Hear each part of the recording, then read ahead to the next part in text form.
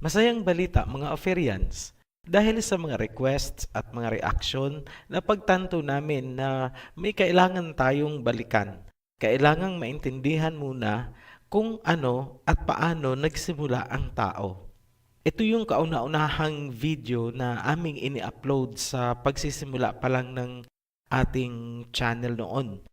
Ngunit nakakalungkot dahil hindi talaga naintindihan ng karamihan, nami-misinterpret talaga, kaya nagdesisyon kami na gumawa ng Tagalog version at ibahin ang approach at style. Kapag naintindihan nyo ito, ibig sabihin, handa na kayong maintindihan ang Book of Revelation. Kung naaalala nyo pa, yung prophecy tungkol sa dragon with 7 heads at ang woman clothed with the sun, maraming hindi yon naintindihan. Ipapakita natin kung ano ang kinalaman doon ng Genesis. Una, ayon sa Revelation, ang dragon ay ibinagsak sa lupa. Mga fallen angels po yun. Wala naman pong ibang ibinagsak dito sa lupa, kundi mga fallen angels. Pagkatapos, sinabing ang dragon ay may 7 ulo. Kapag inalam mo naman kung ano ang kahulugan ng 7 heads o 7 ulo, ang sinasabi ay, ito daw ay 7 kings. So, kings, naging tao po. Pwede rin daw na ito ay mga hulugan ng 7 hills. Ang 7 hills, kung titingnan natin sa Biblia, ay nangangahulugan ng 7 kingdoms o kaya 7 bansa. Ngayon, ano ba ang bumubuo sa mga kingdoms at mga bansa? Eh di mga tao. Pansinin, mula sa pagiging heavenly angel, napunta sa pagiging tao, kings, at naging nation, kingdoms. So ito ay naging isang lahi. Nag-iimbento ba kami ng ipapakahulugan? Hindi po. Lahat po yan ang nakasulat sa Biblia. Ngunit, bakit parang napaka-imposibleng paniwalaan? Ito po ang mga rason. Una, hindi naintindihan kung ano ang fallen angels at paano sila mag-interact sa tao gaya ng nangyari noon sa panahon ni Adam and Eve. So, Genesis po yun. Pangalawa, hindi rin alam kung ano ang ginawa nitong mga fallen angels sa pinakaunang nilalang ng mga tao. Ngayon pa lang, pauunahan namin kayo. Hindi po namin sinasabi na ang human beings ay produkto ng evolution. Hindi namin itinuturo na ang evolution ang pinagmula ng tao. Yan ang parte na hindi naunawaan ng mga nanood noon sa English version, lalong-lalo na yung mga hindi tinapos yung video, hindi nila nakita yung pinaka-final conclusion. Kung ngayon pa lang, habang nanonood, abala naman sa kakaisip kung paano kukontrahin ang video na ito, imbis na makinig at aralin ang aming sinasabi, shut off na lang po ang video, manood na lang po ng action o science fiction. Ganito po natin aaralin ang topic na ito. Magbibigay muna kami ng ibang analogy scenario para lang na matrain ang isipan natin kung paano ba talaga i-analyze ang bahagi ng Biblia na nabaluktot ng napakahabang panahon. Kumbaga sa pilay, nagkalaman na, nagkaugat na, naninigas na, at yan ay ating hinihilot ngayon. So, ito po. Ito yung practice situation. Kunwari ikaw ay may hawak na isang nobela, binabasa mo ang chapter 1 at chapter 2. Sa unang chapter, ganito ang istorya. Isang sanggol ang ipinanganak. May nakaimbak ng gatas, mga laruan, at lahat ng kanyang mga kakailanganin habang lumalaki siya. Sagana ang mga prutas mula sa mga punong kahoy na nakapaligid sa playground ng bata. Meron ding malinaw na batis kung saan siya pwedeng maglaro. Luntian, malaparaiso ang paligid at maganda ang panahon noong isilang ang sanggol. Lahat ng kanyang inabutan ay nakahanda para sa kanyang paglaki. Yan ang istorya sa chapter 1 ng nobela. Pansinin ang nakahanda para sa sanggol, pansinin ang panahon, at ang kapaligiran noong siya ay isilang. Ngayon, tumuloy tayo sa chapter 2. Isang sanggol ang isinilang sa panahong napakainit ng araw. Namamatay ang mga halaman at mga punong kahoy sa paligid. Tuyo at nabibitak ang lupa dahil walang ulan na dumarating. Sa panahong ito, isinilang ang sanggol. Matapos maipanganak, naghanap ang kanyang magulang kung saan pwedeng dalhin ang bata upang mabuhay. Ang lugar na natagpuan ay tinaniman nila ng mga halaman at kahoy na namumunga. Doon lumaki ang bata. So yan po ang laman ng chapter 2. Mag-analyze po tayo. So practice analysis po ito. Ang sanggol ba na isinilang sa chapter 1 at ang sanggol na isinilang sa chapter 2 ay iisa lamang o magkaiba sila? Kung sasabihin mong iisa lang sila, na ang sanggol sa chapter 1 ay siya rin namang sanggol na tinutukoy sa chapter 2, ang payo namin ay replay mo ang video, pakinggang mabuti at intindihin. Ang sanggol sa chapter 1 ay isinilang sa magandang panahon, luntian ang paligid at nakalarawan ang kasaganaan. Samantalang ang sanggol sa chapter 2 ay isinilang sa panahong sobrang init at namamatay ang mga halaman at punong kahoy. Ibig sabihin, ang sanggol sa chapter 1 ay iba sa sanggol na nasa chapter 2. Yung context o mga pangyayari ang nagsasabi na magkaiba sila dahil hindi naman pwedeng magkasabay na pangit at maganda ang panahon. Ngunit, kung ipagpipilitan pa rin na iisa lamang sila, something is wrong with your logic. Ngayon, sa mga naiintindihan ang analogy story natin, congratulations! Makaka-level up ka na. Huwag mo lang hahayaan na guluhin ang isipan mo ng mga pasigaw-sigaw na mga sermon na nakakaparalisa sa wastong pag-iisip.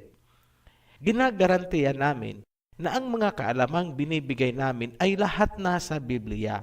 Kung babanggit man kami ng impormasyon na labas sa Biblia, yun ay para suportahan ang sinasabi ng Biblia. Yan, klarado po tayo.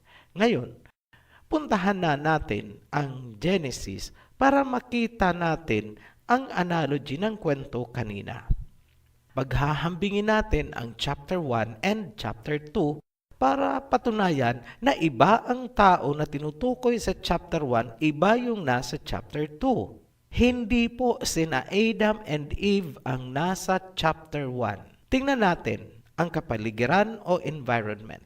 Genesis chapter 1 verse 29. Then Elohim said, I give you every seed-bearing plant on the face of the earth and every tree that has fruit with seed in it. Luntian ba ang paligid na inabutan ng first couple? Yes. Ibig sabihin, hindi mala-desyerto ang panahon. Meron na bang mga punong kahoy na namumunga para may makain? Meron. Whole face of the earth pa nga. Ang sabi, I give you fruit-bearing trees. Buhay na buhay ba ang mga kahoy at halaman? Siguro po naman hindi magbibigay ang Panginoon ng patay na kahoy at natutuyong mga halaman. Sa makatuwid, pagdilat ng mata ng first couple at gusto nilang kumain, tara, mamitas tayo ng makakain. Ganyan po ang eksena. Nag-iimbento po ba tayo ng istorya? Hindi po. Lahat yan ay nasa Biblia. Ngayon, pansinin natin ang chapter 2. Ito yung kay Adam. So this is Genesis chapter 2 verse 5. Now, no shrub had yet appeared on earth, and no plant had yet sprung up, for Elohim had not sent rain on the earth, and there was no one to work the ground. Then Elohim formed a man from the dust of the ground, and breathed into his nostrils the breath of life, and the man became a living being.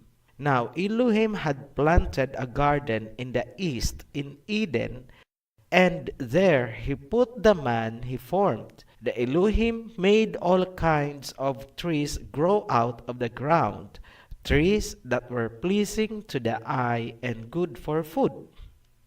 Tingnan nyo ang panahon at sitwasyon kung saan dumilat ang mata ni Adam. Walang halaman, walang kahoy, not even shrub. Tuyot ang lupa, mainit. In short, parang disyerto, barren land. Sa makatuwid, ibang pangyayari, ibang lugar, at ibang panahon ito. Kabaliktaran ang sitwasyon ni Adam kumpara sa first couple sa chapter 1. Klarado po, di ba? Pansinin na sa chapter 1, wala pang tao, may nakahanda ng namumungang kahoy. Buong mundo pa, whole face of the earth. Samantala, sa chapter 2, andyan na si Adam, saka palang nagtanim ng kahoy. Nakita nyo po ang kaibahan? Sa chapter 1, wala pa yung tao, nakatanim na at namumunga na ang mga kahoy. Dito sa panahon ni Adam, nandyan na si Adam, saka palang nagtatanim ng kahoy. Tingnan nyo naman ang mandato sa first couple at ihambing natin kay Adam.